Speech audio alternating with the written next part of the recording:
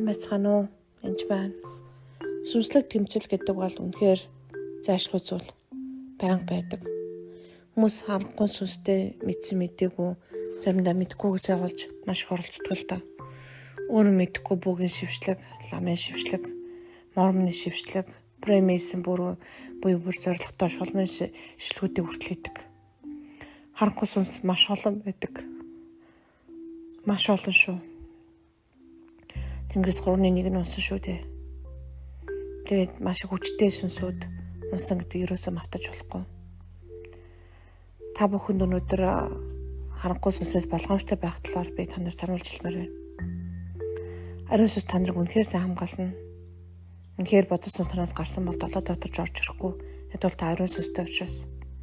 Харин тэр дордож ирэх боломж байдаг.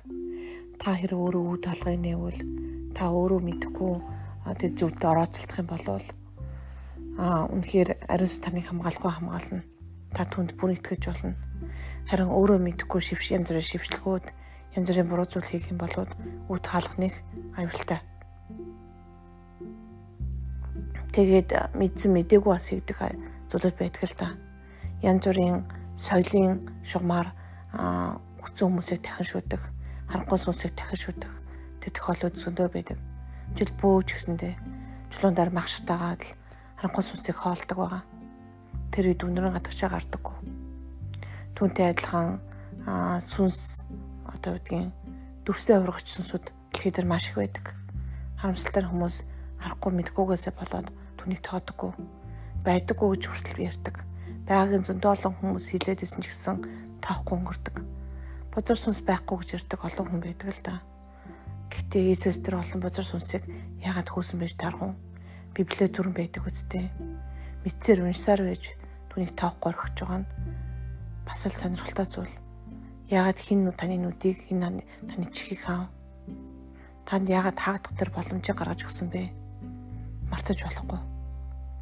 Тийм учраас үнэхээр бузар сүнсүүд маш их мэгтэй залтай гэдэг байдаг учраас бид нэр Есүс рүү ойртохоос гадна ойртох тусмаа бид нэр хүчийг олдог.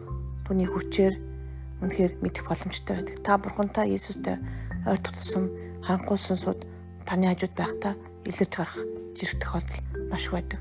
Хүчтэй байх тусмаа хүчтэй сүнсүүд илэрдэг. Тэгэхээр сүнс илрээд байх юм бол та сайжирч байна гэсэн үг. Бузар сүнс таны эсрэг чи өөхөх хэрэгтэй, чамайг алмаар байна гэж дарж байгаа бол та зөв замдаар явж байна гэсэн үг. Харин бузар сүнстэй найз болчихсон, мөнгө босгож яваа итгэгч нар хийж би мэднэ. Бузар сүнстэй найз болчихсон янз бүрийн бүр пасторууд, ахлагч нарыг сүмийн нэрийдлэр, сүмийн түүх судлах нэрийдлэр премейсний сүмд оруулаад хараал хийж бүгд нь ховцсон байсныг хүртэл би харж ирсэн. Янз бүрийн жагсаас цулаанд оролцсонгоо сатанистын цулаанд оролцуулсан тохиолдлууд байсныг хүртэл мэднэ. Аюултай зүйлүүдэд өөртөө мэдсэн мэдээгүй урхинд орсон байдаг. Гэтэ тэрийг дандаа сайн зүйл гэж бодож орсон байдаг. Ива альмиг тэр жимсийг сайн байсан учраас амсаж идсэн. Сайхан санагц учраас муухай хортой байсан жимсийг хэн чамдаа хийхгүй шүү дээ. Энэ хортойг үл хэн чамдаа хийхгүй. Тийм болохоор үнэхээр тэр сайныг уу бүхнийг үү гэдэг номыг бас уншаарай. Үнэхээр сайныг уу бүхнийг үү гэдэг үнэхээр харахад сайхан боловч дотроо муутцсан бүр хорон зоригтой тийм зүйлүүд зөндөө байдаг байгаа. Танд өгөөж өгж байгаа too good to be true буюу хэтэрхий сайн зүйлүүд бол аюултай зүйлүүд байдаг шүү. Тэгэхээр та болгоомжтой байгаараа. Янз бүрийн дээгэн дунуузаа. Ялангуяа хүн хэцүү байх үедээ, өвчтөй байх үедээ янз янзын газраар очдог. Үнэхээр мөнгөний эрэлд орсон ч юм уу, өрөнд орсон үедээ бас янз янзын газраар очдог. Яг тийм хэцүү таныг хамгийн desperate буюу хамгийн хэцүү байх үед чинь чөтгөр дгээд гэдгийг бүү мартаараа. Тэр үед бурхан нэгдвш мөнгө нэгд, эсвэл бурхан нэгдвш эрүүл мэнд нэгд ч юм уу, амнаас нэгд болж хувирдаг. Тийм болохоор болгоомжтой байгаараа. Хэрэг тэгж байсан бол гимшээрэй. Гимших үед эзэн үнэхээр итгэмжтэй учраас биднийг уучлалт цэвэрлэдэг байгаа шүү. Гэт гимнэг үлгөө гэрэл худлаа гэж үнэхээр 1-1:8 дээр хэлсэн байдаг. Гимших үед биднийг уучлалт цэвэрлэдэг. Бидний хамгийн хүчтэй зэвсэг бол гимших юм. Бид гимших үед бид эрүүл болж бид цэвэрших боломжтой болдог. Бид гимших үед эзний өмнө очдог байгаа. Үнэхээр таныг чин сэтгэлээсээ янз бүрийн тахилчдын дээр очиж байсан бол гимшээсээ хүчсэж байна. Би болон миний удамд өөрөө мэдэхгүй харанхуй сүнсүүдтэй гэрээ хэлцээр байгуулсан нээсэн бол би үнэхээр гимшиж байна. Намайг гимшиггүй дуучлал цэвэрлдэг үлээ. Иесусээ таны дотор үнэхээр ямар ч хараал байхгүй.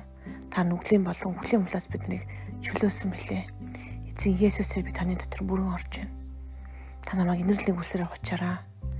Өмнө нь би болон миний өмнө хийгдсэн бүх гимний хүнлийн өмнөөс гимшиж байна эзэн минь. Харанхуй сүнстэй байгуулсан гэрээ хэлцрийг бүрэн дуусгаж байна. Назар Иесус нэрээр тахилын ширээнүүдийг бүрэн ариун галаар шатааж байна. Эзэн Назарын Иесусээр та миний жинхэнэ эзэн болоороо. Чин сэтгэлээсээ тантай хамт үйлчлэхэд туслаарай. Бурхан минь ээ, би таны охин хөвгүүн байхад туслаарай. Таны таалал нийцэхгүй бүх зүйлийг миний зүрх сэтгэлээс цэвэрлэж өгөөч. Донтолтыг, үнэхээр шунлыг энэ бүх зүйлээс гаргаж өгөөрэй эзэн минь. Дэлхийн амьдрал дээр байгаа энэ хэцүү зүйлүүдийг минь та хамтдаа таны хүчээр даван тулахад туслаарай. Гэр бүлийн минь авраараа, үр хүүхдийн минь асарч хамгаалж өгөрөө. Миний хүүхдүүд ч гэсэн таны хүүхдүүд билээ. Эзэн минь танд баярлалаа. Гэж залбираарай. Баярлалаа.